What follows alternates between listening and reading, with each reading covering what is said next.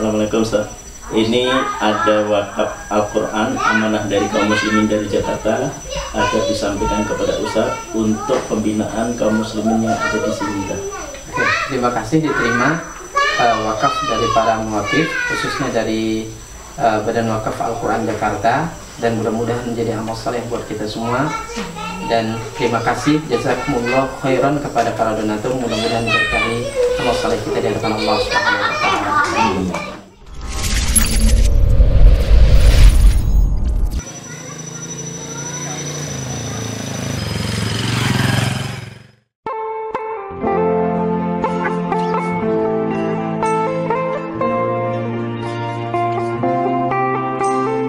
Bicara dengan siapa Ustaz? Dengan Ustadz Muhammad Yamin. Ustaz Muhammad Yamin. Asli dari mana Ustaz? Sintang, Kalimantan Barat. Oke, Sintang, Kalimantan Barat. Apakah Ustaz pendatang atau memang asli kelahiran sini? Ya baik.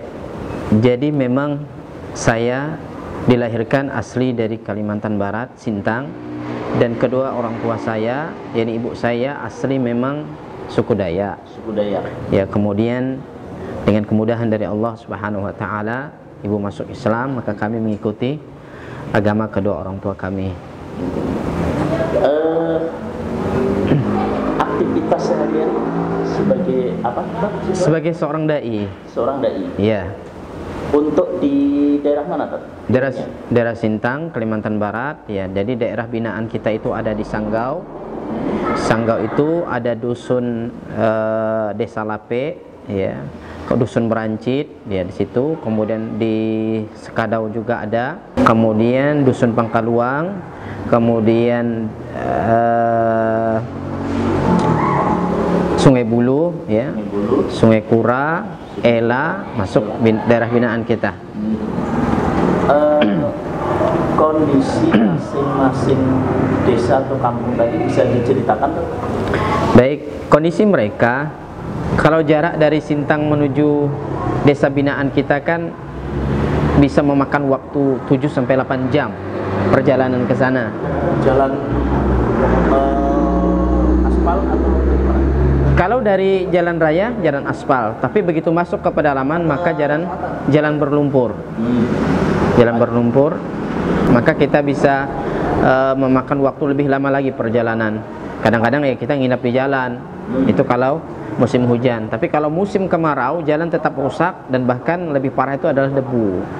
Itu naik bukit, turun bukit, kemudian dengan kondisi jalan yang hancur seperti itu. Tapi alhamdulillah kita tetap semangat beserta teman-teman tim dakwah yang ada di Sintang, Kalimantan Barat ini. Terkait dengan tim dakwah, ada berapa anggota Tad?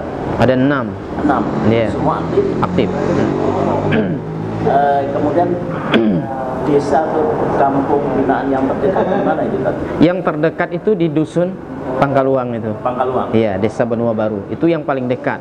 Itu bisa yang paling dekat itu perjalanan kurang lebih 5-6 jam. 5-6 jam. Iya, jalan itu bukan di musim hujan, itu di musim kemarau. Iya. Kalau di Pangkaluang itu jumlah penduduknya ada berapa banyak Pak? Itu kurang lebih yang muslim atau non muslim? Kurang lebih 500-an ya. 500-an. Iya. Yang muslim ada berapa banyak? Kurang lebih di bawah 200. Iya. 200. Iya. Populasinya berarti sedikit ya, minoritas. Iya, karena memang di situ kan minoritas di situ. Kalau di ini Pangkaluang. Jadi sebelum kita masuk Pangkaluang itu kita udah banyak dulu melewati kampung-kampung Muslim di situ ya. Ada banyak kampung di situ. Cuman kita lebih prioritas ke dusun Pangkaluang karena memang dusun Pangkaluang ini memang tidak ada pembinaan di situ. Ya kan? Tidak ada pembinaan. Kemudian yang kedua adalah mereka masih sangat minim pengetahuan tentang agama. Jangankan tentang baca Quran, tentang sholat aja mereka masih banyak yang tidak tahu. Oke. Terus dari yang minoritas, kendala atau hambatan apa yang seringkali dihadapi?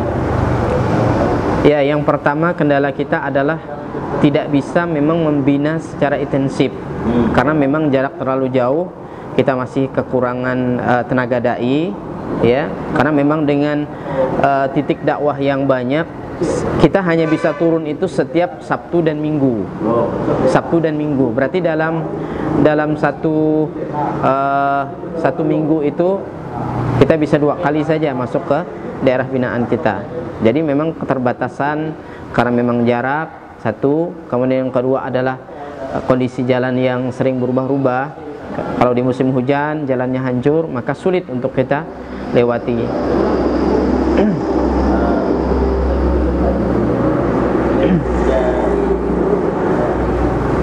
Adakah yang mereka bersemangat untuk menerima dakwah Islam itu? Alhamdulillah. Jadi semenjak kita bina di pedalaman itu, alhamdulillah mereka semangat, antusias, dan bahkan mereka membantu, ya, dalam artian membantu kita dalam artian ya membangun rumah ibadah seadanya, karena memang di tempat ada beberapa titik yang kita bina daerah tersebut yang tidak ada musola, kita bangun dengan swadaya, gotong royong dengan masyarakat, ya, kita bangun bersama-sama seadanya, ya, dengan izin Allah Subhanahu wa taala. Sekarang sudah ada beberapa titik sudah terbangun. Terus terkait dengan kondisi Al-Quran, kenapa saya bicara Al-Quran? Karena tidak bisa dipungkiri bahwa Al-Quran sebagai pandangan hidup kita, sebagai panduan hidup kita, sebagai acuan hidup kita. Seberapa banyak di sana ketersediaan Al-Quran itu? Nah, ini jadi problem kita, ya. Problem kita adalah karena memang masyarakat kita itu adalah masyarakat yang minim, dalam artian ekonomi mereka sangat rendah, karena memang rata-rata pekerjaan mereka itu adalah sebagai petani di ladang, kemudian petani karet, dengan kondisi harga yang karet sekarang yang sangat rendah, ya, mereka sangat keterbatasan. Jadi saya perhatikan mushaf-mushaf yang ada di daerah-daerah binaan kita itu udah pada sobek, udah ada yang pada kabur tulisannya dan seterusnya, ya. Maka dengan kondisi seperti ini, maka kami bisa menyimpulkan bahwa saudara-saudara kami yang kami bina ini, ya, sangat hajat kepada mushaf Al-Quran.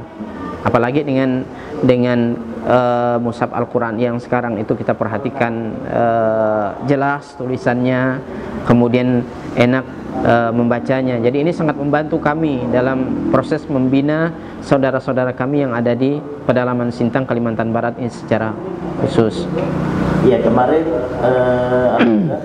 saya diajak Ustadz dan tim untuk ke Pangkaluang, ya. Iya. Kita mengunjungi salah satu musola yang saya agak bingung sampai detik ini, kan. Saya mencari Quran, berada Quran tapi kok nggak ada. Emang apakah Quran yang memang nggak ada atau lagi disimpan, kan? Begini, saya katakan kondisi mereka, saudara-saudara saya ini adalah kondisi memang ekonomi yang terbatas, ya. Jadi kita tahu sendiri harga Al-Quran di pasaran itu berapa, ya. Jadi jangankan untuk mikirkan itu, ya, mikirkan untuk makan saja mereka udah syukur-syukur, ya kan, dengan kondisi yang seperti ini. Maka solusinya adalah memang ya kita harus segera, ya, kemudian hajat kepada Al-Quran itu tadi, mushaf Al-Quran tadi, saudara-saudara kita dengan stok Al-Quran yang ada, maka insya Allah dengan mudah, ya, setiap rumah itu punya Al-Quran, ya, bahkan bukan setiap rumah, setiap jiwa itu punya Al-Quran bagi saudara-saudara kita yang sudah bisa membaca Al-Quran. Karena memang kami sekarang lagi fokus memang membina saudara-saudara pedalaman itu, mendekatkan mereka kepada Al-Quran. Karena kami menyadari betul bahwa kemunduran umat Islam itu adalah apabila mereka jauh dari Al-Quran. Adapun jika mereka dekat dengan Al-Quran, ya, Allah akan mengangkat mereka, kemudian akan mengokohkan akidah mereka. Nah, ini harapan kita. Terus itu kondisi Pangkaluang. Selanjutnya desa yang terdekat dengan Pangkaluang. Ya, bukan dikatakan dekat, benar tidak, karena memang jaraknya itu 3 jam ya, bahkan sampai 4 jam dengan kondisi jalan yang rusak. Itu ada namanya itu Desa Sungai Bulu. Iya, Sungai Bulu. Jadi kondisi mereka adalah di situ adalah para mu'alaf, ya, mayoritas para mu'alaf. Maka saya katakan kampung itu adalah kampung mu'alaf di situ. Nah, kondisi mereka saat ini belum ada masjid, tetapi mereka itu sangat serius untuk belajar Al-Quran. Jadi kita ajarkan mereka Al-Quran, ya. Alhamdulillah saat ini sudah mulai mereka bisa. Sungai Kura, ya. Desa Sungai Kura, berapa jauh atau berapa lama jarak tempuh dari desa-desa? Kalau dari Sintang, ya, dari jalurnya beda-beda. Ya. Beda. Kalau Desa Lape, kemudian Dusun Berancit, jalurnya beda dengan Dusun Pangkaluang. Dia beda-beda karena titik-titik kita ini memang tidak sama. Menyebar, ya. Iya, karena dakwah kita lebih fokus kepada memang daerah-daerah yang memang tidak tersentuh oleh para dai. Tidak tersentuh oleh dai, kita masuk ke situ melakukan pendataan berapa jiwa, ya, berapa kakak, berapa orang anak dan berapa orang dewasa dan seterusnya. Jadi kita data. Jadi kondisi saudara kita yang ada di Desa Sungai Kura, kondisinya dulu adalah mayoritas muslim di situ, artinya mu'alaf, karena semuanya mu'alaf di situ. Ya, dahulunya. Ya. Nah, berjalan waktu karena tidak ada pembinaan, maka hanya sisa sekarang kurang lebih 15 kakak. Ya. Dari dulu ratusan kakak. Subhanallah. Ya. Karena memang tidak ada pembinaan. Karena problem sekarang itu terhadap saudara-saudara mu'alaf maupun muslim yang ada di pedalaman adalah tidak ada pembinaan secara kontinu. Karena tidak ada pembinaan seperti inilah yang menyebabkan mereka itu kembali lagi ke keyakinan asal mereka. Nah, ini musibah. Nah, kehadiran kami di tengah mereka adalah kami membina mereka dengan harapan, karena mereka adalah saudara kami yang sebagaimana Allah Subhanahu wa taala perintahkan, innamal mu'minuna ikhwatun, sesungguhnya orang mukmin itu bersaudara. Kemudian yang kedua kata Nabi sallallahu alaihi wasallam, wa kunu ibadallahi ikhwanan, jadilah kalian hamba Allah yang saling bersaudara. Kalaulah mereka saudara kita, berarti harus kita bantu mereka. Hal yang paling pokok bagi mereka itu bukan makan dan minum, tetapi adalah akidah mereka. Nah, akidah ini, ya, prinsip-prinsip keislaman, kalau tidak ada yang mengajarkan kepada mereka, siapa lagi? Nah, oleh karena itu saya beserta teman-teman mewakafkan diri di jalan Allah Subhanahu wa taala untuk berdakwah kepada mereka, apapun kondisinya, apapun tantangan, ya, baik nyawa maupun apapun tantangan, kami akan berkorban di jalan Allah Subhanahu wa taala. Karena memang tantangannya luar biasa. Saya pernah hampir dibunuh, ya, ketika masuk di pedalaman itu, ya, hampir pernah dibunuh. Oleh siapa tuh? Ya, oleh orang setempat, ya. Maka saya katakan tadi, kita mau masuk ke situ itu kalau pakaian nampak kita pakaian muslim, ya, itu sudah dapat, ya, ancaman dari mereka. Kemudian yang kedua adalah dari segi racun, ya. Nah, biasanya orang-orang seperti ini, ya, itu sangat pandai dia merakit barang-barang seperti itu. Nah, ini dia, kita, ya, punya keyakinan bahwa Allah Subhanahu wa taala bersama dengan kita. Sebab kata Allah Subhanahu wa taala, in tansurullah yansurkum wa yusabbit aqdamakum. Jika kalian menolong agamaku, kata Allah, maka aku akan menolong kalian dan meneguhkan langkah kalian. Nah, karena memang itulah yang kami yakini, ya, jika kita menolong agama Allah, Allah akan menolong kita dan meneguhkan langkah kita. Nah, konsep seperti ini, ya, pemikiran seperti ini, itu saya sampaikan kepada teman-teman pendakwah yang ada di Sintang, Kalimantan Barat ini, bahwa setiap perjalanan dakwah kita yang kita korbankan di jalan Allah Subhanahu wa taala ada konsekuensinya, ya. Baik diri kita, nyawa kita, harta kita dan seterusnya. Oleh karena itu saya mengajak mereka untuk meluruskan niat dalam berdakwah di jalan Allah Subhanahu wa taala. Pastinya itu baru beberapa desa, pastinya masih ada beberapa desa yang akan di follow up lagi, yeah, pengembangan dakwah ke depan. Yang pertama, yang kedua, ketika musim hujan, ya, dengan kondisi jalan yang seperti bubur, ya, kemudian dengan pakaian yang kotor dengan lumpur, ya. Kemudian ketika jatuh dari motor, itu pengalaman bagi saya itu yang sangat berkesan dalam hidup saya. Karena saya berpikir orang yang berjalan di jalan Allah Subhanahu wa taala, mereka hanya susah di dunia ini. Kemudian mereka akan datang kepada Allah dengan kondisi mereka akan bahagia. Itu seperti itu.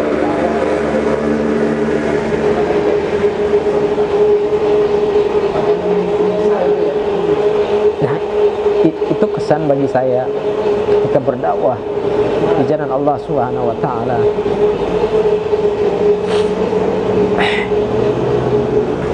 Kemudian kesan yang kedua adalah ketika ada beberapa warga yang kita mulai masuk berdakwah ke situ, itu kita dengar ada sebagian dari mereka ingin kembali ke agama mereka. Maka kami panggil, kami tanya dia, kenapa bisa sampai begini?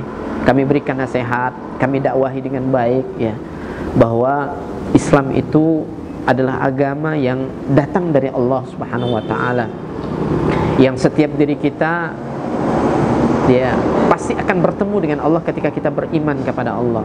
Diberikan nasihat yang baik, alhamdulillah, ya, bisa bertahan dengan akidah mereka dengan akidah Islam, kemudian bertambah lebih baik. Ini kesan yang paling besar dalam hidup. Yang ketiga, kesan yang ketiga adalah ketika ada saudara-saudara kami mu'alaf yang masuk Islam, kita bina dengan baik setelah proses dialog dan seterusnya.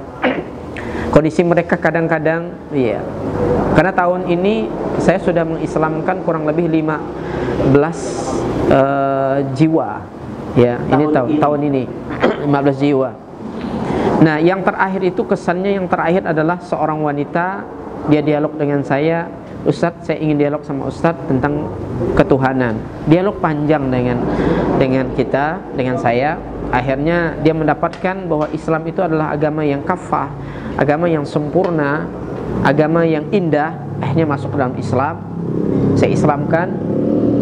Saya sampaikan kepada dia bahwa kalau kamu sudah masuk ke dalam Islam, pasti banyak dapatkan rintangan-rintangan. Ternyata benar. Begitu ia pulang ke rumahnya, dia kena usir, kemudian dia kena pukul, kemudian ia suruh keluar dari rumah, ya, pakaiannya dibakar, mushaf yang kita bawa, yang kita bekalkan kepada mu'alaf ini tadi dibakar semua. Bahkan pakaian-pakaiannya itu dibakar. Dia mengadu lagi ke saya, Ustadz, ini semua sudah terbakar. Sabarlah, saya bilang. Ketika kita istiqomah dengan perintah Allah, istiqomah dengan hidayah, Allah akan berikan jalan keluar buat kita. Nah, ini yang membuat dalam hidup saya berkesan. Artinya saya mengingat sebagaimana hidayah yang didapatkan oleh Bilal bin Rabah. Fisiknya itu dikekang, diikat, disiksa, tapi jiwanya merdeka. Nah, saya berharap saudara-saudara saya yang ada di pedalaman itu bisa seperti itu. Oleh karena itu, kami konsen dalam berdakwah kepada mereka adalah mengukuhkan akidah mereka. Kemudian yang kedua adalah mendekatkan mereka kepada Al-Quran. Nah, oleh karena itu kami berharap, ya, saya selaku ketua tim Dai Pedalaman Sintang Kalimantan Barat, ya, kami berharap support, ya, Al-Quran dari para muwakif, kemudian melalui Badan Wakaf Al-Quran. Kami sangat berharap support mushaf tadi, karena memang daerah jangkauan ketika kita sudah cukup dengan kesediaan Al-Quran, ini akan lebih mudah membumikan Al-Quran di Kalimantan Barat, khususnya di Sintang ini. Kira-kira berapa kebutuhan Al-Quran untuk Kalimantan Barat ini kira-kira? Kalau di Kalimantan Barat ini secara umum, tentunya kalau Kalimantan Barat ini kan ada berapa kabupaten, ya. Ada Putus Sibau, ada Kabupaten Sintang, ada Skadau, ada Melawi, ya. Kemudian ada Landak. Itu banyak banget, ya. 50.000 atau lebih? Bahkan lebih dari 50.000, iya. Bahkan lebih dari itu, karena memang saya memahami bahwa apalagi daerah landak itu adalah mayoritasnya adalah para mu'alaf juga. Ya, kita punya dai juga di situ. Ya, punya dai juga di situ. Cuman iya, karena memang kami bekerja di bawah Komite Peduli Muslim Pedalaman. Ya. Jadi Komite Peduli Muslim Pedalaman ini memang fokus terhadap dakwah-dakwah di pedalaman. Jadi kita memang fokus ke sana. Jadi kalau kisaran 1 juta Al-Quran itu mencukupi untuk Kalimantan Barat. Itu dia, termasuk berapa kabupaten tadi. Harapan terakhir dari mungkin kepada kaum muslimin melalui dakwah. Ya, baik. Kami para dai yang ada di Kalimantan Barat ini, khususnya di Sintang, Kalimantan Barat, saya mewakili para dai. Kami berharap support dari para muwakif melalui Badan Wakaf Al-Quran. Mudah-mudahan ya kita semua bisa berkorban di jalan Allah Subhanahu wa taala. Saya juga mengucapkan jazakumullahu khairan kepada Direktur Badan Wakaf Al-Quran yang sudah banyak membantu, baik di Sintang, kemudian yang kedua di daerah-daerah lain yang hajat kepada Al-Quran. Kemudian yang kedua, kami berharap support dari para donatur atau para muwakif yang mewakafkan Al-Quran untuk dimanfaatkan oleh kaum muslimin, khususnya para mu'alaf, saudara-saudara yang ada di pedalaman, karena memang kita keterbatasan dengan mushaf Al-Quran. Nah, dengan harapan adalah bahwa setiap jiwa, setiap mu'alaf, setiap muslim yang keterbatasan dengan Al-Quran ini tercukupi semua. Ya. Nah, karena memang kondisi-kondisi yang seperti ini memang mengharapkan, membutuhkan perhatian dari kita semua. Kami dai di pedalaman hanya bisa bekerja menyampaikan ilmu kami, ya, untuk menjaga akidah-akidah saudara-saudara kami supaya mereka tetap istiqomah dengan Islam mereka. Nah, adapun para muwakif adalah orang yang paling mudah masuk ke dalam jannahnya Allah Subhanahu wa taala. Kenapa? Karena mereka berkorban di jalan Allah dengan harta mereka dan tidak ada seorang pun yang tahu apa yang sudah mereka keluarkan di jalan Allah. Adapun Badan Wakaf Al-Quran menyalurkan, mensupport dengan mendatangkan Al-Quran kepada kami, semuanya sama saja. Bahkan saya katakan tadi yang lebih mudah masuk surga adalah para muwakif, karena mereka mengeluarkan harta mereka di jalan Allah Subhanahu wa taala. Bukankah kata Nabi sallallahu alaihi wasallam, "Idza matal insan in qata'a amaluhu illa min thalathin." Jika putra Adam meninggal, maka seluruh amalnya terputus kecuali 3 perkara. Nah, yang dimiliki oleh para muwakif ini adalah sedekatin jariyah, yakni amal jariyah mereka. Jadi amal yang paling sempurna, yang paling mulia adalah mewakafkan Al-Qur'an. Itu dia. Nah, ini dimiliki oleh muwakif, mereka punya harta kemudian belanjakan di jalan Allah Subhanahu wa taala. Artinya mereka berjihad di jalan Allah dengan harta mereka.